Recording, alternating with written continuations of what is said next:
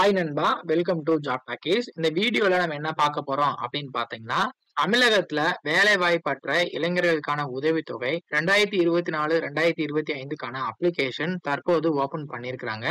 அதை பத்தின முழு தகவல் தான் இந்த வீடியோல நம்ம பார்க்க போறோம். யாரெல்லாம் இந்த ஸ்கீமுக்கு அப்ளை பண்ணலாம், எப்படி அப்ளை பண்றது அப்படின்றத முழுமையா இந்த வீடியோல ஷேர் பண்ணியிருக்கேன். கொஞ்சம் கூட ஸ்கிப் பண்ணாம பாருங்க. யார் யாருக்கு எவ்வளவு அமௌண்ட் வரும் எல்லா டீட்டெயிலும் நம்ம முழுமையா ஷேர் பண்ணியிருக்கோம். இதே மாதிரி ஒவ்வொரு ஸ்கீம் பத்தியும் ஒவ்வொரு ஜாப் பத்தியும் தெரிஞ்சுக்க நம்ம ஜாப் பேக்கேஜ் சேனலை மறக்காம சப்ஸ்கிரைப் பண்ணி வச்சுக்கோங்க. முடிஞ்ச அளவுக்கு இந்த வீடியோவை நிறைய பேருக்கு ஷேர் பண்ணி விடுங்க. முக்கியமா வேலை வாய்ப்பு தேடிட்டு இருக்க நண்பர்கள் உறவினர்களுக்கு ஷேர் பண்ணி விட்டீங்கன்னா அவங்களுக்கு அது ரொம்ப யூஸ்ஃபுல்லா இருக்கும். நிறைய பேர் வேலை வாய்ப்பு தேடுறதுக்கு ரொம்ப கஷ்டப்பட்டுட்டு இருப்பாங்க. அவங்களுக்கு இந்த வீடியோ ஷேர் பண்ணி விட்டீங்கன்னா அவங்களுக்கு இந்த உதவித்தொகை ரொம்ப பயனுள்ளதாக இருக்கும். இதை பத்தின முழு தகவலை நம்ம பார்க்கலாம்.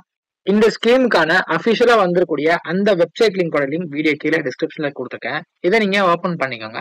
Department of employment training, government of Tamil Nadu, அதாவது வேலை வாய்ப்பு மற்றும் பயிற்சி துறை, தமிழக அரசு சார்பில் கொடுக்கக்கூடிய அந்த உதவித்தொகை வேலை வாய்ப்பற்ற இளைஞர்களுக்கு மாதம் மாதம் உதவித்தொகை 2024 2025 ஆண்டிற்கான அந்த உதவித்தொகை வழங்கும் திட்டம் தற்போது அப்ளிகேஷன் ஓபன் பண்ணிருக்காங்க.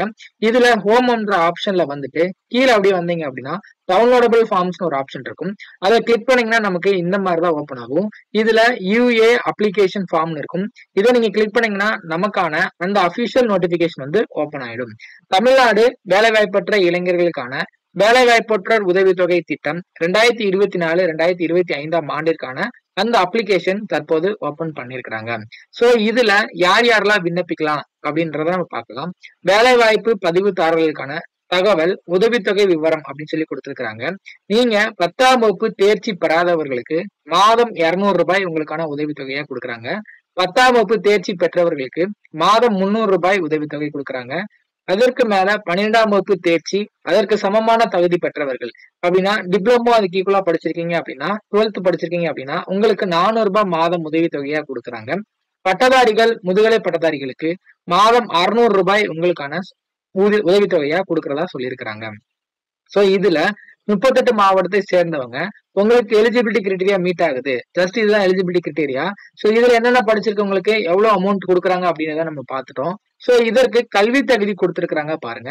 சோ 10ஆம் வகுப்புல தேர்ச்சி பெறாதவர்கள் மற்றும் 10ஆம் வகுப்புல தேர்ச்சி பெற்றவர்கள், அதுக்கப்புறம் 12ஆம் வகுப்பு தேர்ச்சி பெற்றவர்கள் இல்ல அதற்கு சமமான தகுதியினர், அதாவது பட்டய படிப்பு, இளநிலை ஆசிரியர் பயிற்சி முடித்தோர் போன்றவர்கள், பட்டதாரிகள், முதுகலை பட்டதாரிகள் இவங்கெல்லாம் இந்த கல்வி தகுதிக்குள்ள வராங்க.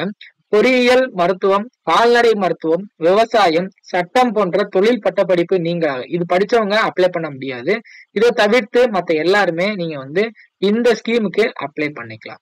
சோ இதற்கு மினிமம் எலிஜிபிலிட்டி கிரைட்டீரியா, சில எலிஜிபிலிட்டி கிரைட்டீரியா கொடுத்திருக்காங்க. பதிவு செய்து காத்திருப்பு காலம் அப்படின்னு சொல்லியிருக்காங்க பாருங்க. விண்ணப்ப நாளுக்கு முந்தைய காலாண்டின் முடிவில் 5 ஆண்டுகளுக்கு குறையாது வேலைவாய்ப்பு அலுவலகங்களை பதிவு செய்து வேலைக்கு காத்திருக்க வேண்டும் அப்படின்னு சொல்லியிருக்காங்க. கண்டிப்பா எம்ப்ளாய்மெண்ட் ஆபீஸ்ல நம்ம 10th படிக்கும் போதே பதிவு பண்ணிருப்போம். இதனால நீங்க ஒரி பண்ணிக்க தேவையில்லை. சோ 10th படிக்கும் போதே நீங்க எம்ப்ளாய்மெண்ட் ஆபீஸ்ல பதிவு பண்ணிருந்தீங்க அப்படின்னா இந்த ஸ்கீமுக்கு நீங்க எலிஜிபிள் ஆயிடுவீங்க. அதற்கப்புறம் வருமானம் கேட்டிருக்கிறாங்க.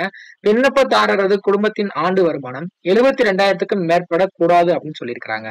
சோ இதுக்கு நீங்க என்ன பண்ணணும் அப்படின்னா நம்மளோட ரெவென்யூ இன்ஸ்பெக்டர் இருப்பார் பாருங்க, அவர்கிட்ட நீங்க ஒரு கையெழுத்து, ஒரு ஃபார்ம்ல கையெழுத்து வாங்குற மாதிரி இருக்கும். அதாவது இன்கம் சர்டிபிகேட் மாதிரி நீங்க வாங்குற மாதிரி இருக்கும். இதற்கான வயது வரம்பு பாருங்க, 40 வயசு வரைக்கும் இருக்கிறவங்க விண்ணப்பிக்கலாம். அதாவது பிசி, எம்பிசி, பிசிஎம் இவங்க எல்லாருமே ஜெனரல் கேட்டகரி எல்லாமே 40 வயது வரைக்கும் இருக்கிறவங்க அப்ளை பண்ணலாம். ஆதி திராவிடர் பழங்குடியின விண்ணப்பதாரர்கள் 45 வயது வரைக்கும் இருக்கிறவங்க விண்ணப்பிக்கலாம் அப்படின்றது சொல்லியிருக்கிறாங்க. சோ இதுல நேட்டிவ், அதாவது இருப்பிடம் எங்க இருக்கணும் அப்படின்னா விண்ணப்பதாரர் எல்லாமே, அதாவது ஸ்கூல் அண்ட் காலேஜ் எல்லாமே தமிழ்நாட்டுல படிச்சுக்கணும்னு சொல்றாங்க. இல்ல அப்படின்னா அவங்க உங்களோட பேரண்ட்ஸ் 15 வருஷத்துக்கு மேல தமிழ்நாட்டுல வசிச்சிருக்கணும். 15 வருஷத்துக்கு கம்மியா வசிச்சிருக்க கூடாது. 15 வருஷத்துக்கு மேல நீங்க இங்கதான் ஸ்டே பண்ணிருக்கணும்னு சொல்லியிருக்கிறாங்க. அதே மாதிரி வேலை வாய்ப்பின்மை, விண்ணப்பதாரர் அரசு துறை, தனியார் துறையில் எந்த விதமான ஊதியம் பெறும் பணியிலோ அல்லது சுய வேலை வாய்ப்பில் ஈடுபட்டவராகவோ இருத்தல் கூடாது. மேலும் விண்ணப்பதாரர் தனியாரிடமிருந்தோ அல்லது அரசிடமிருந்தோ வேறு எந்த வகையிலும் எந்த விதமான உதவித்தொகையும் பெறுவராக இருக்கக்கூடாது அப்படின்ற கண்டிஷன் சொல்லியிருக்கிறாங்க. சோ நீங்க பாத்தீங்கன்னா எந்த ஒரு பிரைவேட் செக்டார்லயோ கவர்மெண்ட் செக்டார்ல வேலை பார்க்க கூடாது. அதே மாதிரி நீங்க பாத்தீங்கன்னா எந்த விதமான உதவித்தொகையும் பெறுவராக இருக்கக்கூடாது அப்படின்றது சொல்லியிருக்கிறாங்க. சோ பள்ளி கல்லூரிகளுக்கு அன்றாடம் சென்றும் பயிலும் மாணவ மாணவியர்கள் விண்ணப்பதாரர் அன்றாடம் கல்வி நிறுவனங்களில் சென்றும் மாணவ மாணவியராக இருத்தல் கூடாது. ஸ்டூடெண்ட்ஸ் இதுக்கு அப்ளை பண்ணக்கூடாது அப்படின்றது சொல்லியிருக்கிறாங்க. ஏற்கனவே பயன் பெற்றவர்கள் சொல்லியிருக்காங்க. ஏற்கனவே நடைமுறைப்படுத்தப்பட்டு 1993 நிறுத்தம் செய்யப்பட்ட வேலைவாய்ப்பற்றோர் நிவாரண திட்டத்தின் கீழ் பயன்பெற்ற மனுதாரர்களுக்கு இப்புதிய வேலைவாய்ப்பற்ற உதவித்தொகையில் உதவித்தொகை பெற தகுதியுடையவர்கள் ஆவார் அப்படின்னு சொல்லியிருக்காங்க. ஏற்கனவே நீங்க வாங்கியிருந்தாலும் இப்பவும் உங்களால வாங்க முடியும். சோ இதுல முக்கியமான இம்பார்ட்டன்டான நியூஸ் சொல்லியிருக்கிறாங்க பாருங்க. வேலை வாய்ப்பற்ற உதவித்தொகை பெறுவதற்கு கீழே கொடுக்கப்பட்டுள்ளவாறு வருவாய்த்துறையினால் வழங்கப்படும் சான்று பெற்று மனுவுடன் சமர்ப்பிக்க வேண்டும். அந்த ஃபார்மும் கொடுத்திருக்காங்க. அனெக்சர் 2ல கொடுத்திருக்காங்க. அதை நம்ம டவுன்லோட் பண்ணி அதை ஜெராக்ஸ் பண்ணி நம்ம ஆலைகிட்ட சைன் வாங்குற மாதிரி இருக்கும். அதே மாதிரி பாத்தீங்கன்னா இதுல நீங்க இந்த ஸ்கீம்ல பங்கு பெறதுக்கு உங்ககிட்ட ஒரு பேங்க் அக்கௌண்ட் இருக்கணும்னு சொல்லியிருக்காங்க. பேங்க் பாஸ்புக் கண்டிப்பா உங்களுக்கு தேவைப்படும். அதே மாதிரி வேலை வாய்ப்பற்ற உதவித்தொகை 3 ஆண்டுகளுக்கு அல்லது நீங்க 3 வருஷத்துக்கு கண்டினியூவா பெறலாம். இல்லைன்னா 40 வயசு வரைக்கும் இருக்கிறவங்க பெறலாம் அப்படின்றது சொல்லியிருக்கிறாங்க. அதே மாதிரி வேலை வாய்ப்பற்ற உதவித்தொகை பெற்று வரும் காலத்துல ஏதாச்சும் நீங்க ஜாப் வாங்குறீங்க, ஏதாவது கவர்மெண்ட் செக்டர்லயோ பிரைவேட் செக்டர்லயோ ஜாப் வாங்குறீங்கன்னா எம்ப்ளாய்மெண்ட் ஆபீஸ்க்கு கண்டிப்பா தெரியப்படுத்திருக்கணும்னு சொல்லியிருக்கிறாங்க. சோ வேலை வாய்ப்பற்ற உதவித்தொகை பெறும் காலத்துல பதிவை தொடர்ந்து புதுப்பித்து வர வேண்டும். எம்ப்ளாய்மெண்ட் ஆபீஸ்ல கண்டிப்பா நீங்க ரெனியூவல் பண்ணிக்கிட்டே வரணும்னு சொல்லியிருக்கிறாங்க. சோ இதுதான் இதற்கான எலிஜிபிலிட்டி கிரைட்டீரியாவை கொடுத்திருக்கிறாங்க.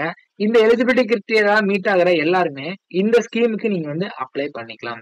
சோ இதற்கான அப்ளிகேஷன் ஃபார்ம் இங்கேயே கொடுத்திருக்கிறாங்க பாருங்க.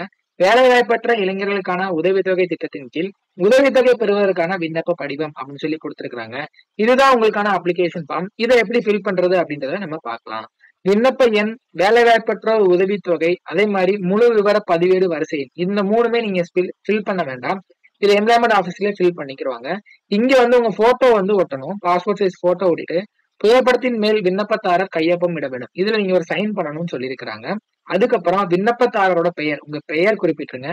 விண்ணப்பதாரது தந்தை இல்ல தாயார், கணவர், மனைவி, பாதுகாவலர் யாரோட ஒருத்தர் பெயர் எழுதிருங்க. விண்ணப்பதாரரின் பிறந்த தேதி, வயது குறிப்பிட்டுருங்க. விண்ணப்பதாரரின் நிரந்தர முகவரி குறிப்பிடணும். அதுக்கப்புறம் வேலைவாய்ப்பு அலுவலகத்துல பதிவு செய்த தேதி கேட்டிருக்கிறாங்க. SSLC தேர்ச்சியின்மை எப்ப பதிவு செஞ்சீங்க, எல்லாத்துக்குமே ஒரு டேட்ல பதிவு பண்ணிருக்கோம். அதை நீங்க எம்ப்ளாய்மெண்ட் அந்த இதுல போய் வெப்சைட்ல போய் லாகின் பண்ணி பாத்தீங்கன்னா உங்களுக்கே தெரியும். அதுக்கப்புறம் விண்ணப்பதாரரின் வங்கி கணக்கு பற்றிய விவரங்கள், உங்களோட வங்கியின் பெயர், கிளையின் முழு முகவரி, வங்கி சேமிப்பு எண், SBI அக்கௌண்ட் நம்பர், வங்கியின் IFSC கோடு இதெல்லாம் கொடுக்கணும். ஏன்னா உங்களுக்கு அக்கௌண்ட்ல தான் அமௌண்ட் கிரெடிட் பண்ணுவாங்க. மனுதாரர் சார்ந்த இனம் கேட்டிருக்கிறாங்க. அதாவது அருந்ததியினரா என்ன கேட்டகரியில வரீங்க அப்படின்றத நீங்க டிக் பண்ணணும். சோ அதுக்கப்புறம் என்ன மதம் அப்படின்றத டிக் பண்ணணும். கல்வி அதுல பாத்தீங்கன்னா 10th ஃபெயில் அப்படின்னா இங்க டிக் பண்ணணும். 10th பாஸ்னா இங்க, 12th இங்க. சோ என்ன படிச்சிருக்கீங்களோ அதுக்கு நேரம் நீங்க டிக் பண்ணணும்னு சொல்லியிருக்கிறாங்க. வேலை வாய்ப்பக பதிவு விவரம், அதாவது பதிவு செய்த வேலைவாய்ப்பு அலுவலகத்தின் பெயர், மாவட்ட வேலைவாய்ப்பு அலுவலகம் எங்க அப்படின்றத நீங்க குறிப்பிடணும். அதே மாதிரி பதிவு எண், பதிவு செய்த தேதி எல்லாமே இதுல நீங்க குறிப்பிடணும். குறிப்பிட்ட தேதி விவரங்கள் எல்லாமே அந்த எம்ப்ளாய்மெண்ட் கார்டுல இருக்கும். இல்ல அப்படின்னா எம்ப்ளாய்மெண்ட் ரெஜிஸ்ட்ரேஷன் அந்த வெப்சைட்ல போயிட்டு லாகின் பண்ணி பாத்துக்கலாம். அதே மாதிரி உங்க வீட்டுல இருக்கிறவங்க குடும்ப உறுப்பினர் பற்றிய தகவல்கள் குறிப்பிடணும். உங்களுடைய ஆதார் எண், மொபைல் நம்பர், இமெயில் ஐடி இதெல்லாம் குறிப்பிட்டு இங்க உங்க சைன் பண்ணணும். விண்ணப்பதாரரின் கையொப்பத்துல உங்க சைன் பண்ணணும். அதுக்கப்புறம் இருக்கிறதெல்லாம் அலுவலக பயன்பாட்டிற்கு மட்டும் அப்படின்றது சொல்லியிருக்கிறாங்க. சோ இதெல்லாம் அவங்களே ஃபில் பண்ணிக்கிறாங்க. சோ இதுல எவ்வளவு என்ன அப்படின்றத அவங்க ஃபில் பண்ணிட்டு உங்களுக்கு ஃபர்தரா இன்டிமேஷன் பண்ணுவாங்க. வருவாய்த்துறை சான்று இதுதான் பாத்தீங்கன்னா பேஜ் நம்பர் 7ல இருக்கு. இதை நீங்க ஜெராக்ஸ் எடுத்து இதை ஃபில் பண்ணி உங்களோட ரெவென்யூ இன்ஸ்பெக்டர் இருக்காரு இல்லையா, அவர்கிட்ட நீங்க சைன் வாங்குற மாதிரி இருக்கும். சோ வேலைவாய்ப்பற்ற உதவித்தொகை அனுமதி அளிப்பது பற்றிய தகவல் இந்த உங்களுக்கு கொடுப்பாங்க.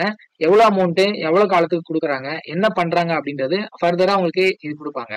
சோ நான் இதெல்லாம் ஃபில் பண்ணி எங்க கொடுக்கணும் ப்ரோ அப்படின்னு கேட்பீங்க. சுய உறுதிமொழி ஆவணம் இதுவும் நீங்க ஃபில் பண்ணணும். இதெல்லாம் ஃபில் பண்ணி அப்ளிகேஷன் கூட அட்டாச் பண்ணி எங்க கொடுக்கணும் அப்படின்னு கேட்பீங்க. உங்களுடைய மாவட்டத்தோட எம்ப்ளாய்மெண்ட் ஆபீஸ், ஆல்ரெடி எம்ப்ளாய்மெண்ட்ல பதிவு பண்ணிருப்பீங்க. எம்ப்ளாய்மெண்ட் ஆபீஸ்ல நீங்க கொடுக்குற மாதிரி இருக்கும். எம்ப்ளாய்மெண்ட் ஆபீஸ் எங்க இருக்கு அப்படின்னு கேட்டீங்க அப்படின்னா, எனக்கு தெரியல ப்ரோ அப்படின்னு கேட்டீங்கன்னா, கான்டாக்ட் அஸ் இந்த வெப்சைட்ல கான்டாக்ட் அஸ் அப்படின்னு இருக்கும். அதுல கீழே வந்தீங்கன்னா TECGS கொடுத்திருப்பாங்க.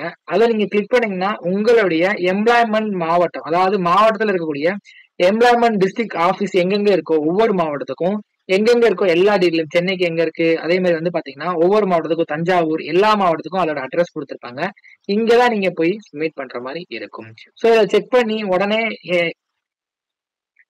ஸோ இதை செக் பண்ணி உடனே வந்து எம்ப்ளாய்மெண்ட் ஆஃபீஸ்ல உங்களுடைய அப்ளிகேஷன் ஃபார்மை கொடுத்துருங்க. ஒன்றும் இல்லை, எலிஜிபிலிட்டி கிரிட்டீரியா மீட் ஆகுது அப்படின்னா அப்ளிகேஷனை ஃபில் பண்ணி உங்க மாவட்டத்தில் இருக்கக்கூடிய எம்ப்ளாய்மெண்ட் ஆஃபீஸ்ல கொடுத்தா போதுமானது. அவங்களே எல்லாமே பண்ணி ஃபர்தரா உங்களுக்கு வெரிஃபிகேஷன் பண்ணி இந்த மாதம் வரக்கூடிய அமௌண்ட் வந்து உங்களுக்கு கொடுத்துருவாங்க. ஸோ இந்த ஒரு சூப்பரான அருமையான ஸ்கீமை எல்லாரும் பயன்படுத்திக்கோங்க.